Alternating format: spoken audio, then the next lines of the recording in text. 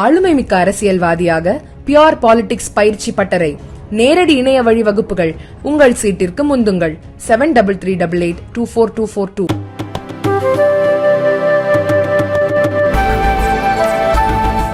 ஈரோடு மாவட்ட தடகள சங்கம் ஏறத்தாழ ஒரு 25 ஆண்டு காலமாக மிக சிறப்பாக நடந்து வருகிறது. அவர்கள் ஒவ்வொரு நிகழ்ச்சியும் முன்னெடுத்து சிறப்பாக செய்து கொண்டிருக்கிறார்கள். ஏறத்தாழ 22 ஆண்டுகள் மாவட்ட போட்டியை நடத்தி அவர்கள் இந்த விளையாட்டு வீரர்களை ஊக்குவித்திருக்கிறார்கள். அதே போல் 5 முறை மாநில போட்டியும் இங்கே நடத்தியிருக்கிறார்கள்.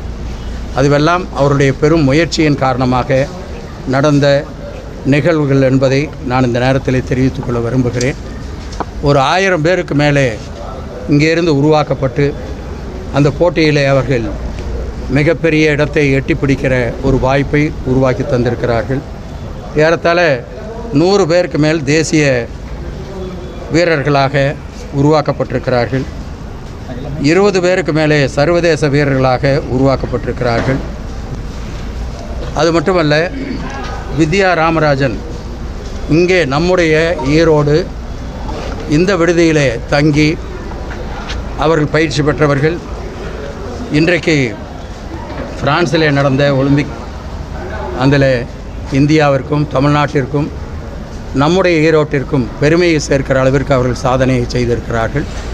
அதே போல் 2ஆம் தேதி பெங்களூரில் நடந்த அந்த போட்டியிலே 400 மீட்டர் ஓட்டப்பந்தயத்தில் அவர்கள் சாம்பியனாக வந்திருக்கிறார்கள்.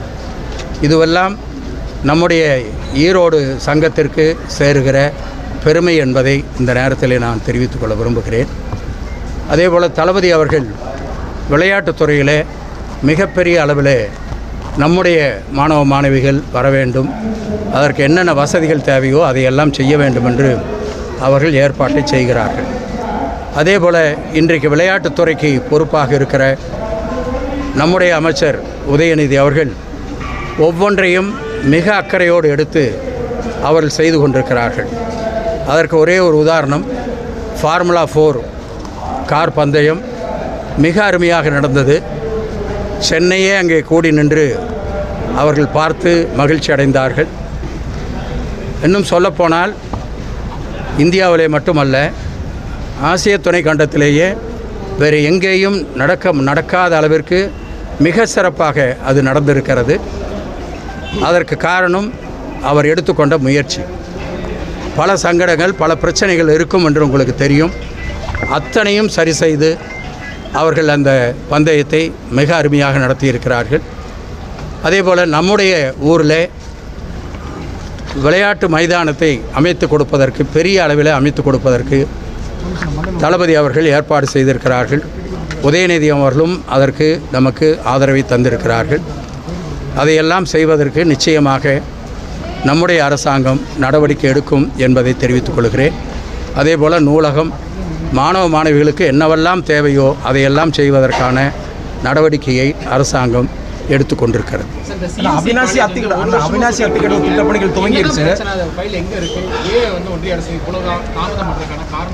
இல்லை, சிஎன்சி கல்லூரி அது தனியாருடைய கல்லூரி, அரசனுடைய உதவி பெற்ற கல்லூரி. அவர்கள் ஒரு நேரத்தில் நாங்கள் நடத்த முடியவில்லை, எங்களுக்கு வேண்டாம் என்று விட்ட காரணத்தால் அரசாங்கம் அதை எடுத்து அரசு கல்லூரியாக மாற்றலாம் என்று ஏற்பாடு செய்தது. அப்படி செய்கிற பொழுது அதுக்கு என்ன வழிமுறை என்று விசாரித்த பொழுது அதற்கு ஒரு பில் பாஸ் பண்ணணும். சட்டமன்றத்தில் பில் பாஸ் பண்ணப்பட்டது. அந்த பில் கவர்னருக்கு போச்சு. கவர்னர்கிட்ட கையெழுத்து வாங்கி ஒன்றிய அரசுக்கு போச்சு. ஒன்றிய அரசிலிருந்து பல கேள்விகள் கேட்கப்பட்டது, கொரி அனுப்பிச்சாங்க. அதுக்கெல்லாம் பதில் சொன்னார்கள். அதற்கு பின்னாலே அது பிரசிடெண்ட்டுக்கு போய் கையெழுத்தாகணும். அந்த சூழ்நிலையில் அந்த ஃபைல் இன்னும் முடியாமல் அப்படியே இருக்கிறது. நாங்கள் நம்முடைய நாடாளுமன்ற உறுப்பினர்கள் மற்றும் அதிகாரிகளிடத்தில் சொல்லி அதை விரைவாக பெறுவதற்கு என்ன நடவடிக்கை எடுக்க முடியுமோ எடுங்கள் என்று நாங்கள் கேட்டிருக்கிறோம். எனவே அநேகமாக கிடைக்கும் என்ற நம்பிக்கை இருக்கிறது. ஆனால் 2 ஆண்டு காலம் ஆகிவிட்டது என்பது தான் எங்களுக்கு இருக்கிற வருத்தம். அது உடனே கிடைத்திருந்தால் பணிகள் இன்றைக்கு துவங்கி இருக்கும். அங்கே மிக முக்கியமாக ஒரு விளையாட்டு மைதானம், உள் விளையாட்டு அரங்கம், அதே போல் நூலகம், IAS அகாடமி, மீதம் இடம் இருந்தால் வேறு என்னென்ன டெவலப்மெண்ட் பண்ண முடியுமோ அதையெல்லாம் செய்யலாம் என்பது தான் அதனுடைய திட்டம். எனவே அது விரைவாக கிடைக்கும் என்று நம்பி அதை எடுத்து செய்வதற்கு நாங்கள் ஏற்பாடு செய்தோம். இல்லை, ஃபைல் எங்கே இருக்குதுன்னு நாங்கள் ஒரு லிஸ்ட் ஒன்று எடுத்திருக்கோம். எந்தெந்த தேதியில் யார்கிட்ட போச்சு, இப்போ எங்கே இருக்குதுன்னு எடுத்து வச்சுருக்கோம். அது வந்து முதல்ல MP கொடுத்துருக்கு. நம்ம திருச்சி சிவா அவர்கள், நான் ஏறத்தாழ 1 வருஷத்துக்கு முன்னாடி அவர்கிட்ட கொடுத்தோம். அவர் போய் நேராக அதுக்காக பேசினார். இப்போ நம்முடைய நாடாளுமன்ற உறுப்பினருக்கும் அது அனுப்பப்பட்டிருக்கிறது. அவினாசி அத்திக்கடவு துவங்கியாச்சு, குடிநீர் தண்ணியெல்லாம் போயிட்டு இருக்கா கரெக்டாக? அது ஏதாவது குளறுபடிகள் இருக்கா? இல்லை, அவினாசி அத்திக்கடவை பொறுத்த வரலும் தண்ணி தெளிவாக போயிட்டுருக்கு. ஏதாவது சில இடங்களில் அந்த பைப்பில், அது பெரிய பைப்பில் அல்ல, அந்த டிஸ்ட்ரிபியூட் ஆகுது இல்லையா, அந்த பைப்பில் ஏதாச்சும் சின்ன சின்ன பிரச்சனைகள் இருந்தால் அது உடனே அட்டன் பண்ணுறாங்க. பெரிய சிக்கல், எந்த சிக்கலும் இல்லை. ஆனால் அதில் என்ன ரூல்னாக்க சர்ப்ளஸ் வாட்டரு எடுக்கணுங்கிறது தான் ரூலு. சர்ப்ளஸ் வாட்டர் என்றைக்கெல்லாம் இல்லாமல் போகுதோ அன்றைக்கி மோட்டர் நிறுத்தப்படுகிறது. இப்போ 17ஆம் தேதி தலைவர் அவர்கள் திறந்து வைத்தார்கள்.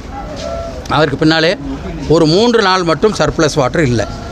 அந்த 3 நாளை தவிர மற்ற நாள் அத்தனையும் ஏறத்தாழ 4-5 மோட்டர் ஓடிக்கொண்டு இருக்கிறது. இப்போ எங்களுக்கு ஆங்காங்கே இருந்து ஃபோன் பண்ணுறாங்க, இந்த மாதிரி தண்ணி நல்லா வந்துக்கிட்டு இருக்குன்னு போய் பார்த்துட்டு ஃபோன் பண்ணுறாங்க. அப்புறம் அந்த குளங்கள்லோ அல்லது அந்த பைப் லைன்லேயோ வேறு ஏதாவது பிரச்சனை இருந்தால் எங்களுக்கு சொல்ல வேண்டும் என்று நாங்கள் கேட்டிருக்கிறோம். இன்னொன்று, நாங்கள் மேலே அனுமதி கேட்டிருக்கிறோம்.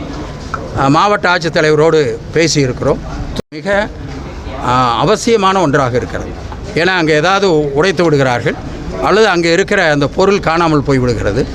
எனவே அந்த பகுதியில் இருக்கிற அந்த ஃபீடர் லைனில் போனால் ஒரு 7-8 குளம், அதுக்கு சம்மந்தப்பட்டவர்களை ஒரு குழுவாக போட்டு அவர்கள் அதை பாதுகாக்க வேண்டும், அரசுக்கு துணையாக இருக்க வேண்டும் என்று கேட்டுக்கொள்ளலாம் என்று இருக்கிறோம். எனவே இந்த அனுமதியெல்லாம் பெற்றுக்கொண்டு அவளை சந்தித்து நாங்கள் பேச இருக்கிறோம். டாஸ்மாகில் வந்துட்டு விற்பனை குறைஞ்சிருச்சு, 4% குறைஞ்சிருச்சு, அதனால் விற்பனையை உயர்த்த சொல்லி வற்புறுத்துறாங்கன்னு சொல்லி ஊழியர்கள்லாம் வந்து அந்த மாதிரியான நடவடிக்கை எங்கேயும் எடுக்கப்படவில்லை. சொல்கிறேன் ஒன்று சொல்கிறேன். எங்கேயுமே வந்து விற்பனையை அதிகப்படுத்துங்கன்னெலாம் எங்கேயும் நடவடிக்கை எடுக்கலை. நான் திட்டவட்டமாக சொல்கிறேன். ஆமான்னா ஆமான்னு சொல்லிட்டு போக போகிறேன். இது வந்து அரசாங்கத்திற்கு வர்ற வருமானம். அதை வந்து நாங்கள் இல்லைன்னு மறைக்க வேண்டிய அவசியம் இல்லை. ஆனால் டாஸ்மாகை பொறுத்தவரை நாங்கள் எவ்வளவு விற்கிறது என்பதை விட அங்கே விற்காமல் குறைந்தால் அது தவறான இடத்திற்கு போகிறதா என்பதை கண்காணிப்பதற்காகத்தான் அதை பயன்படுத்துகிறார்கள். அதை அதிகப்படுத்த வேண்டும் என்பதற்காக, அதில் அதிகமான விற்பனையை ஏற்படுத்த வேண்டும் என்பதற்காக அல்ல. ஒரு கடையில் ஆய்கொண்டிருந்த அந்த சேல்ஸில் ஒரு 10% குறைந்தால் அது தவறான இடத்திற்கு போகிறதா என்பதை பார்ப்பதற்காக, கண்காணிப்பதற்காகத்தான் அது கவனிக்கப்படுகிறதே ஒழிய அதை ஈடுகட்ட வேண்டும் என்பதற்காக அல்ல. உண்மையிலேயே அவர்கள் அந்த பழக்கத்தை விட்டு அந்த வருமானம் குறைந்தால், அந்த சேல்ஸ் குறைந்தால் அரசாங்கம் உண்மையிலேயே மகிழ்ச்சி அடையும். இன்னொன்றையும் கேட்டீங்க, அதாவது கூடுதல் விலைக்கு விற்கக்கூடாது என்று மிக எச்சரிக்கையாக அவர்களுக்கு சொல்லப்பட்டிருக்கிறது.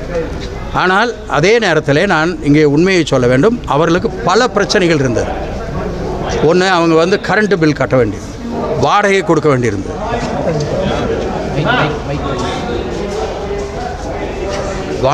வேண்டியிருந்தது, இப்படி பல பிரச்சனைகள் அவர்களுக்கு செலவுகள் இருந்தது. அதையெல்லாம் இப்பொழுது நாங்கள் அரசு சார்பாகவே, துறையினுடைய சார்பாகவே கொடுக்க வேண்டும் என்று நடவடிக்கை எடுத்திருக்கிறோம். அது மட்டும் இல்லாமல் ஒரு 12,000 பில்லிங் மிஷின் வாங்கி வைக்கப்பட்டிருக்கிறது. எல்லா கடைகளிலேயும் இந்த பில்லிங் மிஷின் வைத்து விட்டால் இந்த கூடுதல் விலைக்கு விற்பது முழுமையாக கட்டுப்படுத்தப்படும். முடிச்சிடுறேங்க இருங்க, உங்களோட அவசரமாக இருக்கீங்க. அந்த அப்படி கட்டுப்படுத்துகிற பொழுது இந்த மாதிரியான நடவடிக்கை யார் மீதும் வராது. இப்பொழுது கூடுதலாக விற்றார்கள் என்ற அந்த ஸ்குவாடு போய் இன்ஸ்பெக்ட் பண்ணதில் தான் இந்த பிரச்சனை வந்திருக்கு. அதை விரைவாக நடைமுறைப்படுத்துவதற்கான ஏற்பாடு செய்யப்பட்டிருக்கிறது. 12,000 மிஷின் வந்தாச்சு. அதை அங்கங்கே கொண்டு போய் எரெக்ட் பண்ணுறதுக்கான நடவடிக்கை எடுத்துக்கொண்டிருக்கிறோம். விரைவாக நடவடிக்கை எடுக்கும். இல்லை, அவங்களோட பேசப்பட்டது. நாங்கள் அவங்களோட தொழிற்சங்களோடு பேசி பல நடவடிக்கைகள் எடுத்திருக்கிறோம். மற்ற கோரிக்கைகள் சிலது இருக்கிறது. அடுத்த நடவடிக்கையாக அவர்களோடு பேச இருக்கிறோம்.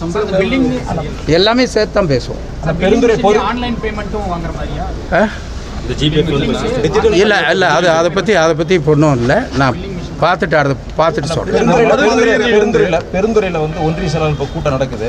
அந்த பகுதியை சேர்ந்த முன்னாள் அமைச்சர் தோப்பு வெங்கடாச்சலம் வந்து கட்சியில் சேர்ந்து 4 வருடங்கள் ஆயிடுச்சு. இன்னும் பதவி ஏதோ ஒரு பொறுப்பு எதுவும் தரலைங்கிற இல்லை, அதெல்லாம் கட்சிக்குள்ளே நடக்கிற விஷயம். அது வந்து இப்படி பேசுறது கூடாது. அது கட்சிக்குள்ளே நடக்கிற விஷயம். அவர் வந்து ஒரு முன்னாள் அமைச்சர், எந்த பணியை எடுத்தாலும் சிறப்பாக செய்யக்கூடியவர். அவர் நிச்சயமாக சிறப்பான இடத்தில் தான் இருக்கிறார். எனவே அது வந்து இங்கே பேசக்கூடிய விஷயம் அல்ல. அது தலைமையில், கட்சியில், அறிவாலயத்தில் பேச வேண்டிய விஷயம்.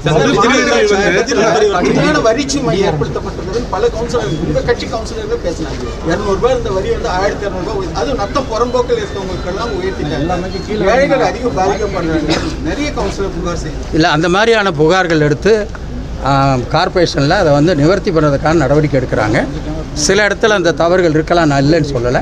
அதையெல்லாம் ஒழுங்கு செய்வதற்கான நடவடிக்கை கார்பரேஷனில் எடுத்துகிட்டு இருக்காங்க. அவங்க நடவடிக்கை கார்பரேஷன் சார்பில் எடுத்துகிட்டு இருக்காங்க. அதை பற்றி நாங்கள் ஒரு ஆய்வு பண்ணுறதா தான் பண்ணுறோம். மது பிரியர்கள் வந்து கடையில் ஒரு 200 அடி தூரத்தில் நின்று போலீஸார் வந்து உள்ளூர்ந்து வரவங்க பிடிக்கிறாங்க, ரொம்ப வருத்தப்படுறாங்க. இதை ஒரு செய்தியை எடுத்துக்கிறேன், என்னன்னு விசாரிச்சுட்டு நான் எல்லா கடையிட்டு 200 அடி தூரத்திலே நின்று காவலர்கள் வந்து பிடிச்சாங்க. குறிப்பிட்ட மாதிரி உள்ளிருந்து வெளியே வரவங்களே பிடிக்கிறாங்க அப்படின்னு சொல்லி ரொம்ப வருத்தம் தெரிவிக்கிறாங்க. இது அமைச்சர்கிட்ட தெரியுங்கன்னு நிறைய பேரோட கோரிக்கையாக தான் கூட்டுறாங்க சொன்னேன். நான் அது கொஞ்சம் தெளிவு பண்ணுறேன். உள்ளே இருந்து 200 அடியில் நடந்து வரவங்களை பிடிக்கிறது இல்லை, வாகனங்கள் போகிறவங்களே பிடிக்கிறாங்க. இது எதற்காக? அவங்களுடைய பாதுகாப்புக்காக. வேறு எதுக்காக நீங்கள் சொல்லுங்கள். இல்லை இல்லை, அப்படி இல்லை. நீங்கள் வண்டியில் போகும்போது அவர்களுக்கு ஆபத்து வந்து அந்த குடும்பத்துக்கு ஆபத்து ஆகக்கூடாதுங்கிறதுக்காக பண்ணுறாங்க. இருந்தாலும் நாங்கள் காவல்துறையோடு பேசுகிறோம். திமுக கவுன்சிலர்களே வந்து நிறைய குற்றங்கள் குறைகள் தொடர்ந்து சொல்லிட்டு இருக்கிறாங்க. எந்த பணிகளும் நடக்கல, வாடலை, எங்களால் போய் மக்களை சந்திக்கவே முடியல, எந்த திட்டப்பணிகளுக்கும் அதிகாரிகள் ஒத்துழைக்கிறது இல்லைன்னு சொல்லி குற்றம் சாட்டுறாங்க. ஏதாவது மிகவும் பிற்படுத்தப்பட்ட கவுன்சிலர்களையே அரசு நிகழ்ச்சிகளில் எதுக்கும் அழைக்கல, புறக்கணிக்கல. இல்லை, அப்படி இல்லை. அது சொன்னதே வேற ஒருத்தர், நீங்கள் கேட்குறதே வேற. யாரையும் ஒதுக்கி வச்சுட்டு பண்ணுறதாக எந்த நடவடிக்கையும் இருக்கக்கூடாது அப்படிங்கிறதுல தெளிவாக இருக்கிறோம். மாமன்றத்துக்குள்ளே போன பின்னாடி யார் என்ன உயர்ந்தவர் தாழ்ந்தவர் அதெல்லாம் கிடையவே கிடையாது. மிக சமமாகத்தான் அவர்கள் இருக்கிறார்கள். இன்னும் சொல்லப்போனால் அவங்க யார் என்னன்னு கூட தெரியாது. எங்களுக்கு யாருங்கிற அடையாளம் தெரியுமா ஒழிய நீங்கள் சொல்கிற அந்த பேசிக் இதெல்லாம் தெரியாது. ஆனால் திமுக கவுன்சிலர் தான் இல்லை, அதாவது திமுக கவுன்சிலர் வைக்கிறாங்கன்னா என்ன அர்த்தம் நீங்கள் புரிஞ்சுக்குங்க. சுதந்திரமாக இருக்காங்கன்னு அர்த்தம். ஆனால் கூப்பிடல, அரசு நிகழ்ச்சிக்கே அரசு நிகழ்ச்சி கூப்பிடாம இருங்க. அரசு நிகழ்ச்சி கூப்பிடாமையெல்லாம் இல்லை. உதயநிதி அவர்கள் வந்த பொழுது அது ஒரு பெரிய நிகழ்ச்சி என்ற காரணத்தால் யார் யார் மேடையில் இருக்க வேண்டும் என்று ஒரு திட்டமிடப்பட்டிருந்தது. அது மாவட்ட ஆட்சித்தலைவர் திட்டமிட்டார். அதை வந்து எடுத்துகிட்டு சொல்லக்கூடாது. ஆனால் மாநகராட்சி நடத்துகிற எந்த நிகழ்ச்சியாக இருந்தாலும் அங்கே இருக்கிற கவுன்சிலர்கள் யாராக இருந்தாலும் அவர்களை அழைக்க வேண்டும். விளையாட்டு 48 கோடி ரூபாய் இந்த அரசு வீணாக்கி இருக்கிறது.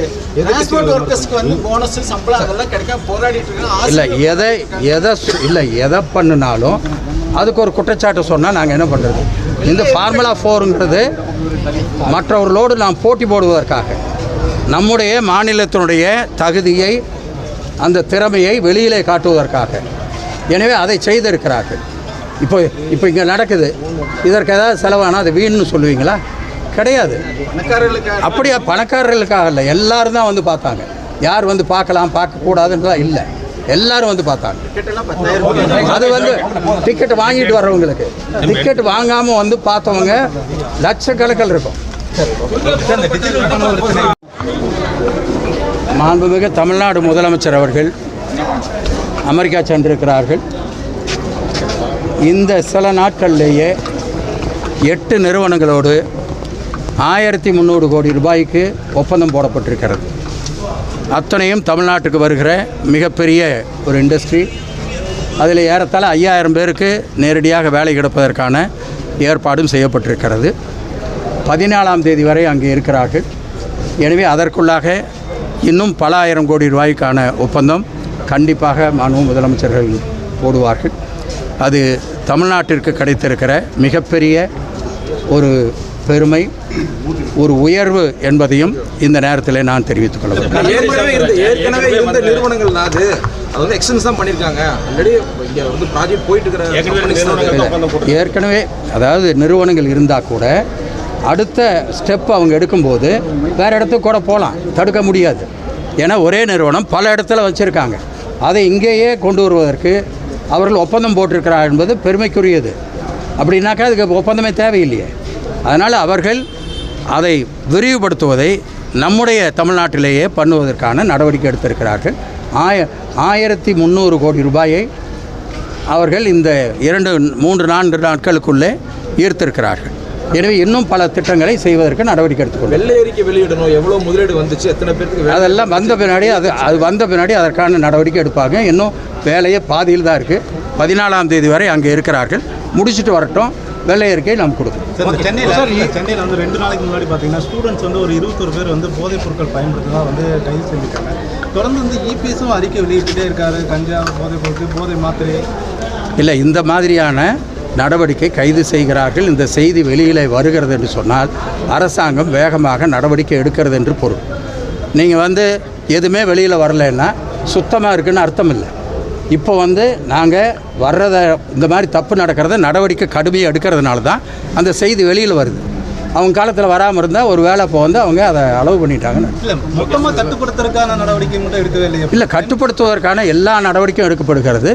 சில இடங்களிலே தவறி வந்து விடுவதை நீங்கள் உங்களுக்கு எத்தனை வழிகள் இருக்கிறது உங்களுக்கு தெரியும். அத்தனையும் கட்டுப்படுத்துவதற்கான நடவடிக்கை தான் எடுக்கப்பட்டது. சட்டவிரோத மது விற்பனை கட்டுப்படுத்துன்னு சொல்லியிருக்கேன் சார். ஆனால் குறிப்பாக ஈரோட்டிலே சட்டவிரோத மது விற்பனை நடந்துகிட்டே இருக்குது. மணிக்கூண்டு பக்கத்துலேயே சட்டவிரோதமாக மது விற்றுட்டு இருந்தாங்க. இல்லை, இதை பற்றி ஒரு ரெவ்யூவே வந்தது. அந்த ரெவ்யூவில் ஹோம் செக்ரட்டரி எங்களுக்கு சொன்னது, இந்த இடத்துல கடுமையாக நடவடிக்கை எடுக்கிறவங்க பட்டியலே எனக்கு கொடுத்துருக்காங்க. நான் ஒரு 2-3 நாள் கழித்து அதை வெளியிடுறேன். ஈரோடு மாவட்டம் வழக்குகள் அந்த மாதிரி போட்டுட்டு தான் இருக்கிறோம் காவல்துறை. இருந்தாலும் வந்து இல்லை, கடுமையான நாம் வந்த பின்னாடி தான் அந்த சட்டமே வந்து கடுமையாக்கப்பட்டது. அது கடுமையான நடவடிக்கை தான் எடுத்துக்கொண்டிருக்கிறார்கள். அதற்கு மேலேயும் வரக்கூடியவர்கள் மீது நடவடிக்கை எடுக்கப்படும். ஸோ ஈரோடு மாவட்டம் வாழ தகுதியற்ற மாவட்டமாக மாறி வருது, புற்றுநோய் அதிகரிச்சிருக்கு. இல்லை, நீங்களே தயவுசெய்து அப்படி சொல்ல வேண்டாம். இல்லை மாமன்ற கூட்டத்தில் சொல்கிறாரு.